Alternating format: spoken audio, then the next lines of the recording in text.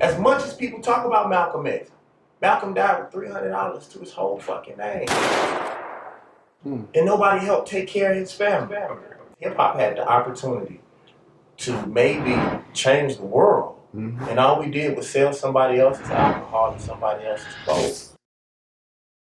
That bully out the foreign nigga. My Uzi weigh a ton, I bought it. Bully out the foreign nigga. My Uzi weigh a ton, I bought it. Ain't got nobody guard. I just need mighty guard. Ain't got nobody guard. I just need mighty guard. I swear on my Melina soul, my grandmama, that old cold, that Mississippi, that dirt road. Mr. Banner. Oh no, it's all good. We can be in it now. My name's so I'm Rainey Ragland from Rainey Sales Atlanta. Talk to me if y'all need some properties. So I just how to pick myself out there. There you go. I'm Dion Moore. I'm occupational medicine. Love hip hop. Love your album. Thank you. I'm David Banner. Humble servant of the people. Yeah. Yes, you are. You are that. I'm Sales Crew. I'm an accountant. That bread. I talk freely. Yeah. So I can say like bitch and nigga, all that kind of shit. It's like a barbershop. Okay. Yeah. Well, I got it all out right there. No. Seriously though, America has a tendency to only pay, and that's one thing that I think that we as black, especially men, but black men and women, have to realize that white supremacy pays. See, if you ever notice like white leaders, like who are racist, the motherfuckers rich. If you look at like when the cops kill innocent black people, if you go look at their PayPals and their crowdfunding, they get $300,000 to $1 million for something that it was proven on videotape that they did something wrong. So first of all, we gotta understand that the house nigga in America gets paid, and the stark raving nigga. Yep. So America pays you to be a nigga. Yep. Or a complete sellout. I mean, somebody with no culture, they have no beard, nothing that hints to you that they're African. Right. I messed up the line. but that hints to you that they're African besides their dark skin tone. So I think one thing that we have to do, and I spoke about that this weekend at the RMC, was that we have to start paying and taking care of people who fight for our people. If you look at Malcolm and Martin, and I say this all the time because black people don't know this, Malcolm died, as much as people talk about Malcolm X, Malcolm died with $300 to his whole fucking name. And nobody helped take care of his family. Martin Luther King and them wasn't rich. Harry Belafonte and his friends were funding him. Right. So how dare our main leaders die in this bitch broke? Yeah. When white racist leaders, they stay paid. And that's why, paying for your album and actually going out and getting physical copies is important. Because I feel like if you're speaking on behalf of me, it's a debt. You know what I mean? Like, we grew up listening to Nas and Jay-Z, and those guys are prosperous. But those guys don't have the same connection. Not to say that they aren't connected. They don't have the same connection as a David Banner may have. So it's important that we continue to contribute to But see, that's what I mean by that. So show up at the concerts. Right, that feels good. But if you look at a child, and I said that too, I said, shit, I wouldn't want to be David Banner either.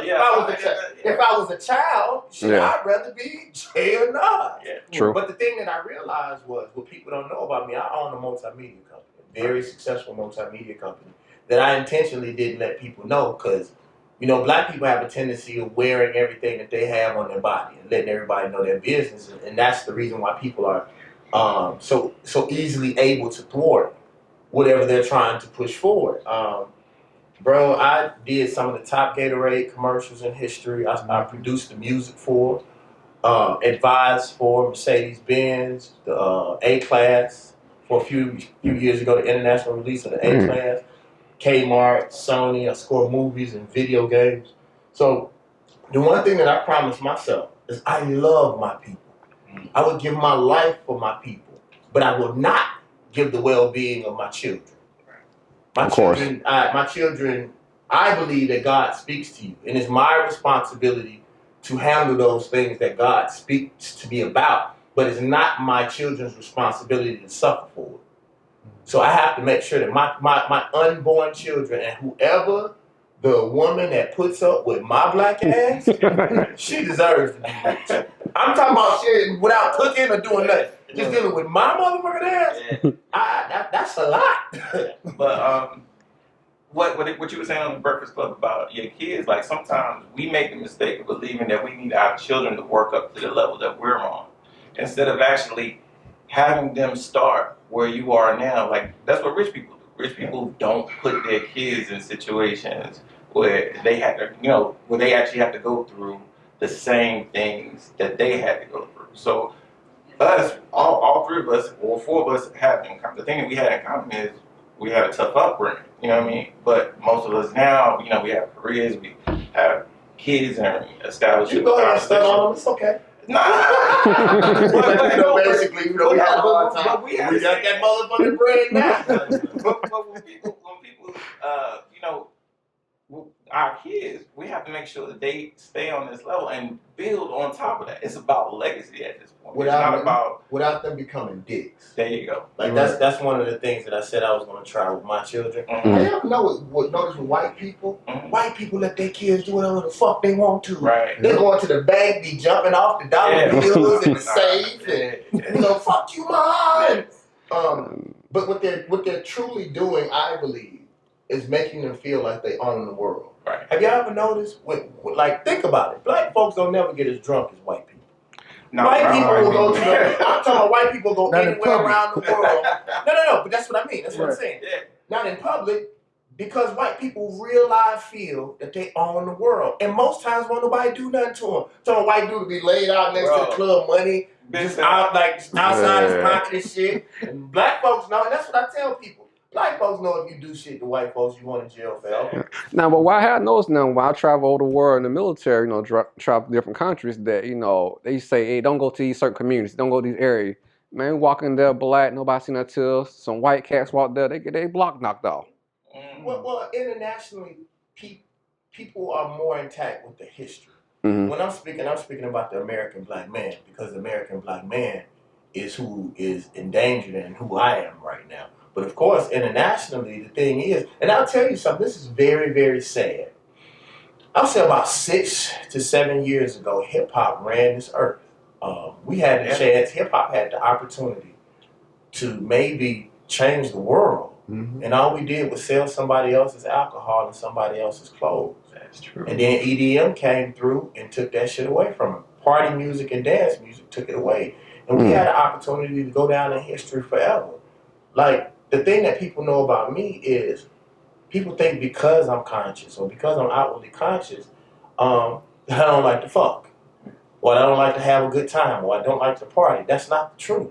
Yeah. I'm still a human being, I'm still a man, but I don't allow those things to control me. Mm-hmm. Me and T.I. were talking in the airport a few days ago, and he said balance is paramount. Exactly. And I will always keep that. I just think that at some point hip hop has to have an agenda. And I mean all of us. If you look at Fox News has an agenda. Yeah. They push it nothing daily. that you can do to throw them off of their agenda. What would you say that agenda would encompass? Because one of the things that I think one of the areas where we suffer is economics, right?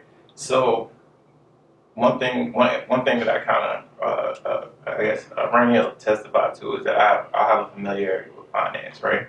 So one of the things I want to teach my son is that, it's okay to have a nice pair of Jordans, but also, if you go out and buy a pair of Jordans, buy a share of that stock. Because when you own a share of Nike stock, you're now a voter. You can now vote as a proxy vote on Nike. And the more shares of that Nike stock that you have, the more power you have in that company. And that's one of the messages that we have to get out to our people. Like, don't. I mean, of course, the corporations are going to be corporations and you're going to get, whatever it is, but they are in the business of maximizing shareholder wealth. And you're not a shareholder. If you're not a shareholder, they don't care about you. You know how people told us when we were coming up that the customer's always right? Mm-hmm. The shareholder's always right. The only person that corporations care for is the shareholder. And I think you have to get that involved, and you have to get your kids involved early. So if you want Nikes, go get Nikes. but also go buy shares in stock, and I'll set you up. I'll get you an account set up. But that's how we move going forward. True. Also, why not? Why not buy our own shit? Like, that's the thing I don't understand. My ex-girlfriend, I mean, she had to have over $250,000 worth of shoes. Like literally, but she owns a very successful business. She's the first girl I ever dated that had more money than me. And she has the illest last name. And I was like, why not create your own shit as much money as you make? Like, she got so much money, she don't know what to do with it. Like, create your own shoe.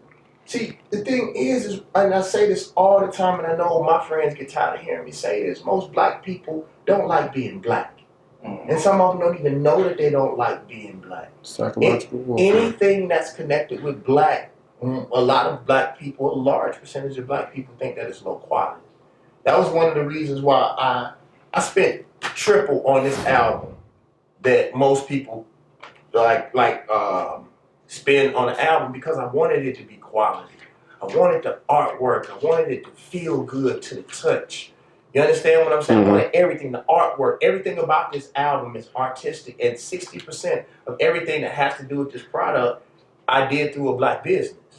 A young black artist out of New York. Thank you for that. All of this art. You know what I'm saying? Yeah. Just about everything that has to do with this. But the thing is that I learned, and I actually did this on my first album. You were talking about Mississippi, the album.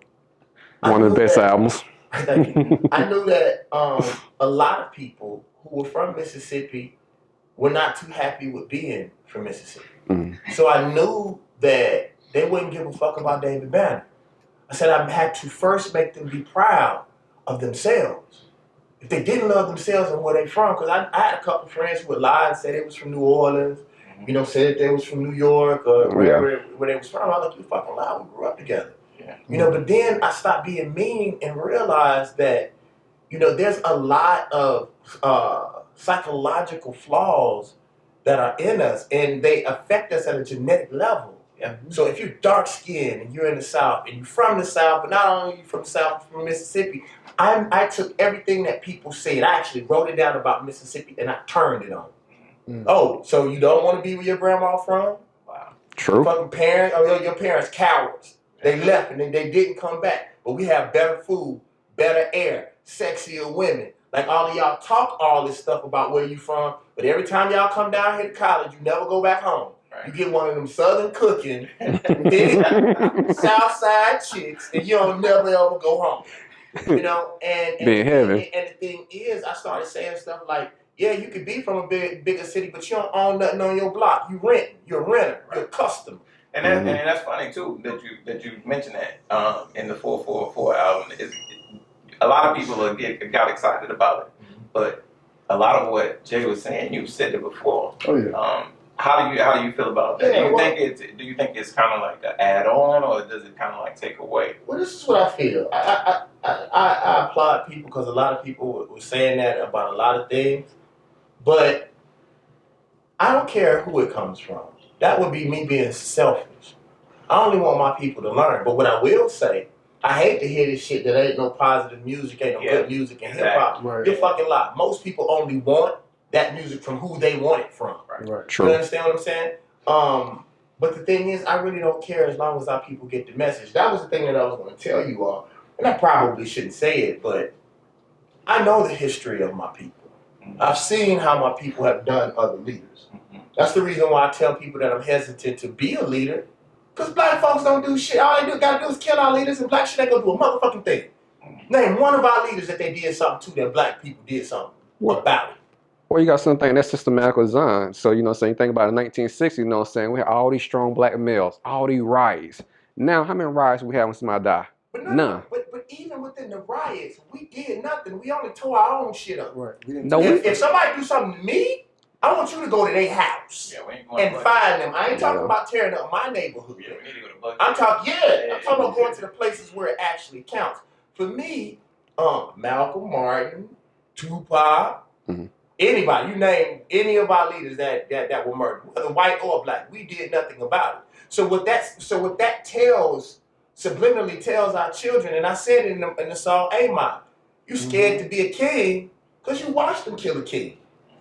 All Good kings point, that Dale. kill. So subliminally, our kids at a genetic level are afraid to be true leaders because they kill our leaders, and black people do nothing about it. But let me ask you a question more directly.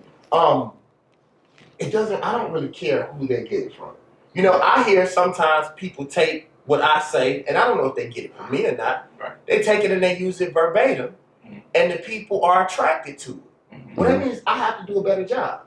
Well, there's something about me that I have to do better. And that's the problem with most leaders. They don't want to admit, well, if somebody has their attention, that means that either I need to be more successful, I can't look no better because I look awesome. but what I'm saying is that I really don't care.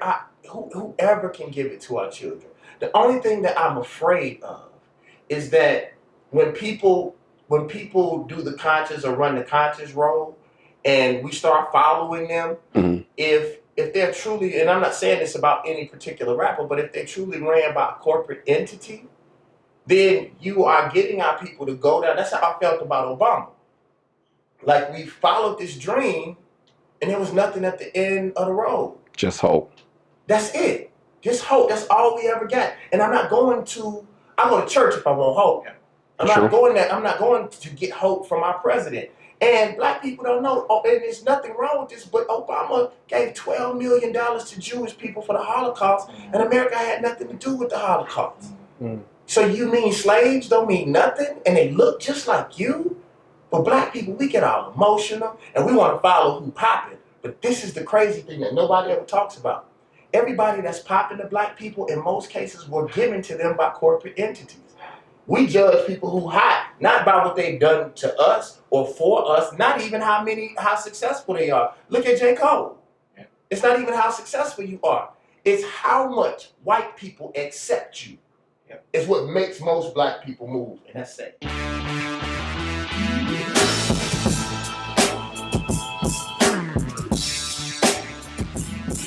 One of the things that we get from the guy box is lyricism.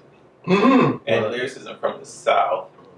At one time, I won't say that now because you got you, Big Crit, Tip. It's a lot. Even Bun and Pimp are lyricists. Juvenile, Andre 3000 to me is the dopest. Okay. Is the dopest rapper ever. But Scarface. But the South hadn't been known for lyricism for a while. But why do you think that now it's becoming more? I mean, I guess it's becoming more recognized. I can't tell you why it's more recognized, but I'll tell you why people think or don't give us credit for our lyricism is because, again, black people, in most cases, think with white folks' mind. Anybody that's below the Mason-Dixon line, white folks always act like they were stupid. You feel what I'm saying? So when black people moved around white people, they adopted. They train the thought. When the crazy thing is, most of the institutions that are used to educate African Americans are in the fucking South. Some of the best. Right. Yeah, and most of them come where we are to get that information. So for me, the thing is, and this is sad, even the people who we look up to as Southern lyricists, most of them that we respect, I don't say rap like New York rappers, but they have a great command on the English language. Like, I personally think Juvenile, he never got his just due as it pertains to lyricism because he was so fucking country. And I loved it too. Juvenile, he called his style off the porch because he sounded like your uncle. Juvenile sounded like he was talking to you. You know, but I'm going to tell you why, and please, y'all, this is the clip that I want y'all to use for me. The problem is that because of slavery, Southerners don't respect their history. So if we don't respect our history and our lyricists, then why should anybody else? You're going to go to the West Coast and hear some Drake or some Snoop or the radio station getting shot up. You go to New York, you're going to hear some Run DMC, some Tribe Called Quest somewhere in a restaurant. I can go for a whole year and not hear no Outkast or no Lil Jon. I feel like Lil Jon also helped change music. You shouldn't go to Jackson, Mississippi and not hear Like a Pimp once a week. but that is our fault.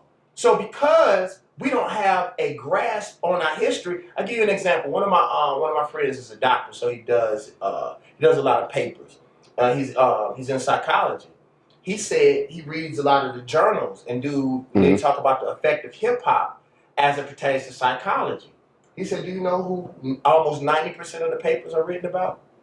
Eminem. So he said, like in the next 15 years, after some of our generation started dying off, when people come back and read about hip hop, they're gonna say will Eminem. look like Eminem was hip hop. Period. Right. Matter of fact, that Eminem started hip hop. Wow. You feel what I'm saying? But that's not their fault. White people are supposed to write about white people. Why don't black people write about We black should be people? writing about Write about our own history. Exactly. Yeah. And because we're Southerners, we're taught not to be dicks. So like, if you notice, most of the people who are very successful at hip hop, they are egocentric dickheads. We were taught not to brag on yourself. Right. Like other people are supposed to brag on you. But if I didn't tell people that the God Box is one of the best albums ever, nobody would have ever said that. So a seed can grow, believe me and know I'm a king, you a queen, I'll leave you know. Got you covered in the best gold. I know you see the threshold, come get carried, let's get married. They say I'm an urban myth. They said black men don't exist. Prove them wrong, won't you marry me? Marry me. Lamar Odom, you bring the bar lower, we pack them and barcode them. After it's all over, I capture the far Nova. Back to the Mars rover then. Let's say Gopher come supply me with the gamma. I smash the vocal booth and turn back to David Banner, nigga. Who wants everything that they can fuck with it? Ain't no Simpsons. Anybody get it? They teach black folks, once you get on, you're supposed to flip. When you got to think about the people who changed our lives.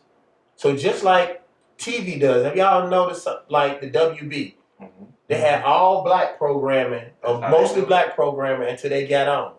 Same way with then they come up with the Gilmore Girls. Even Buffy the Vampire. Yeah. But even our channels do it. Yeah. They start off with the Jeffersons, Good Times. Shit that black people love to death. Or some Martin. Or some videos. And they use black people and then they turn their backs on them. They won't put out the quality on us. Right. Like they'll take not even the quality. They'll take like the lowest budget, get and put out something and this what do you call it? Minstrel. Yeah. But you are right about that. But I'm not even talking about the quality. They will use black people because they know we will give our constituency for free. We got to stop doing it. Yeah. We got to stop calling ourselves Democrats and Republicans.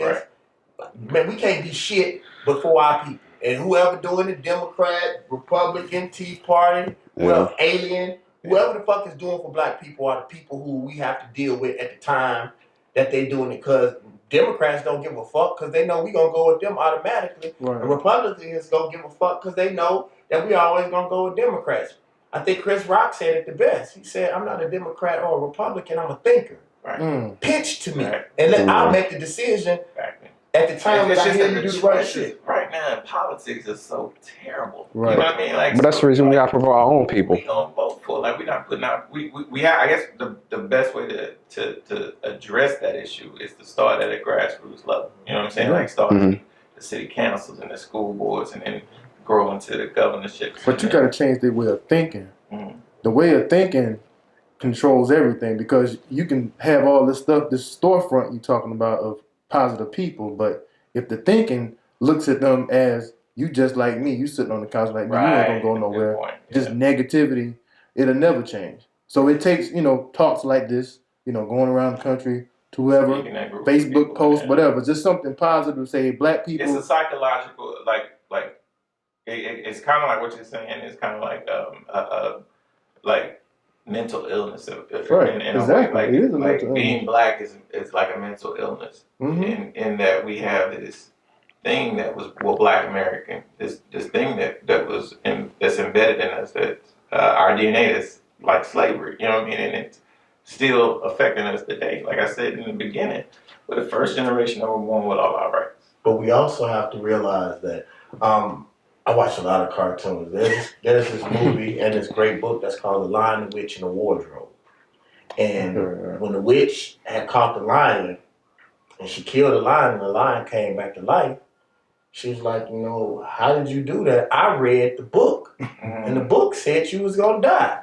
He said, well, I existed before the book. I existed in all darkness. I believe that black folks are the direct descendants of God. Right. So that's also in our DNA. You know what I'm saying? Like to be honest with you, bro, once I start eating and thinking and treating myself right, everything that I wanted came to me. Like, there used to be a time that I would have chased y'all in order to get this interview. I don't do many interviews anymore at all. Right. Like, people come to me, come to my door, and like, we want what you have. But I'll say this though, man. It's all of our fault though, because from the websites, anything. Think about anything that usually has the word hip hop, connected to it. They don't do anything to build hip hop or the hip hop artists. Scandal. It's always the most negative thing that you can do or talk about. Like, I give you an example. Looking for the clicks. Chris Brown, whoever, name any artist that you want to. Where can they go to tell their side of the story? Whether it's good or bad. Like, that's something I was thinking about creating a television show where I'm not saying that I'm always going to side with my people, but you at least can come here and have a conversation. Mike Vick, whatever happened to you, you can come here and not judgment and not be judged. Right. So even if you are guilty of what it is that you can, we can talk it out. Right. And so why you make that decision? Right. And we can, you can tell your side when reality TV shows have become very famous. So what they're doing is, while they're militarizing our local police forces, what happens is the UN, I believe, is one of the few things that America halfway respects. But if we're broadcasting ourselves and they're broadcasting us as just worthless ass niggas who don't do nothing but kill and fuck, well, when they pull these tanks out on us and they do whatever horrible thing they're gonna do, they'll just say, well, they wasn't nothing but niggas. And most of us will say, well, we ain't nothing but niggas. Because I want y'all to think about one thing, and this don't much scare me, but this does. I asked a question on Twitter about 2 weeks ago.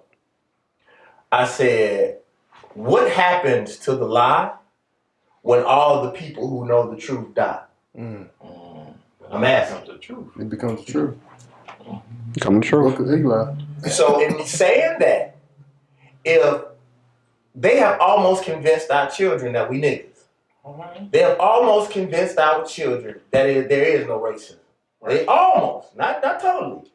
So once our generation died, and you know our grandparents already dying off, like that real generation of real knowledge and teaching us some type of virtue. Because I don't know if you saw the RMC, but I think the most powerful thing that I said was I apologize to the next generation for telling them money over everything. Yeah. We taught our kids money over everything, and now we criticize them for going to get the bag. Because even think about our kids. Think about when you have a house sellout nigga, right? Right. And then we find out he's a house sellout nigga. What's the first thing the kids say?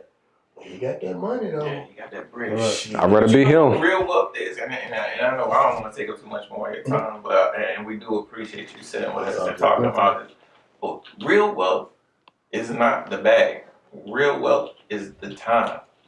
The time to be able to stand on stage and tell people, hey, the bag ain't what's gonna get you get you to glory. Like, the bag is gonna get you a new pair of sneakers. It's gonna get you a nice house and a car, but it ain't gonna give you the time, because you're gonna be chasing that bag all your life, and next thing you know, you'll be dead.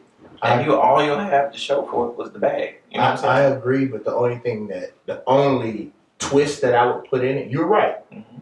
But you have to understand there's some children who can't eat. Right. That's true. And whenever you're dealing on the base level, whenever you're thinking with your lower self, it's always going to be about survival, eating, right, procreating. I'm talking about just the most bare, ratchet ass needs.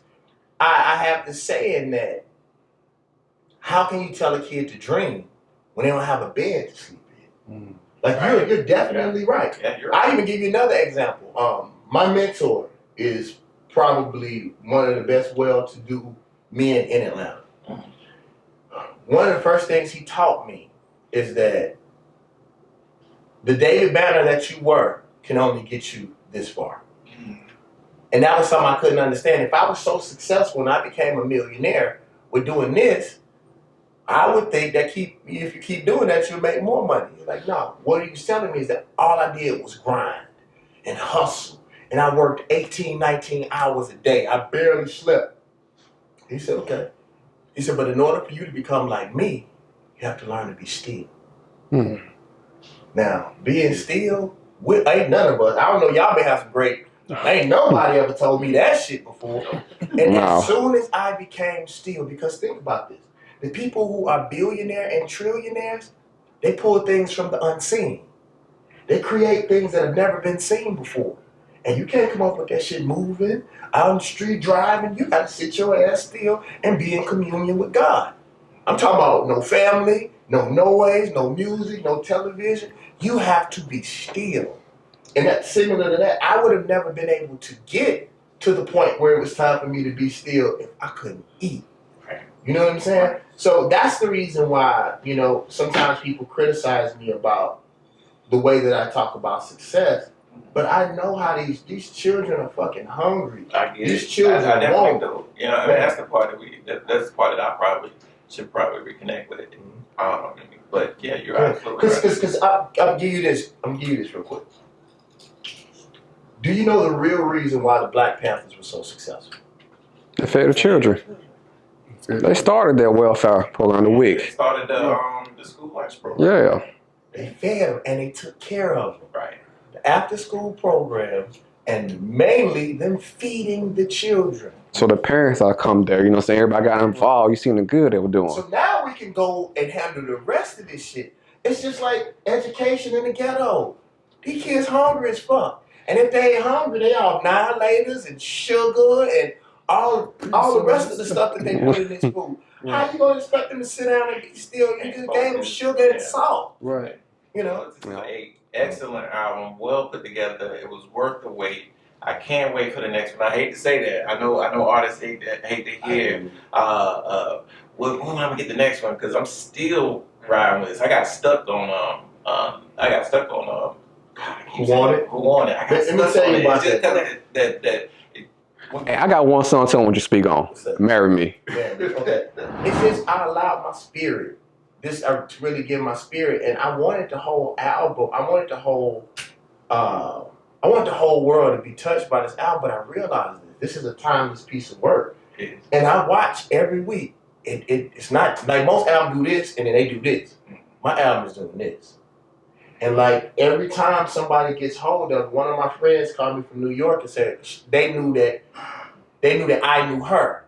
And they said, you know, one of the homeboys put it on. Everybody was over playing PlayStation 2K18. Yeah. And dude put on the album. And it was like, that's a Jammin' Dave Banner song. Yeah. And then about 7 songs in, they said that they stopped playing the video games. Everybody, sort of like we used to be back when MTV used to have a video about to come on. We would all come over to each other's house. Right. True. And I think that's what this album was supposed to be. But for Marry Me, I believe that I took a lot away from our culture. You know, I wasn't the worst, but I damn sure wasn't the best. And when I had an opportunity to travel to Tanzania, when I was able to go to the motherland, when I was able to go to Africa, and I started studying more, I realized this. Other cultures judge you by how you treat your women. Mm. We don't protect our women.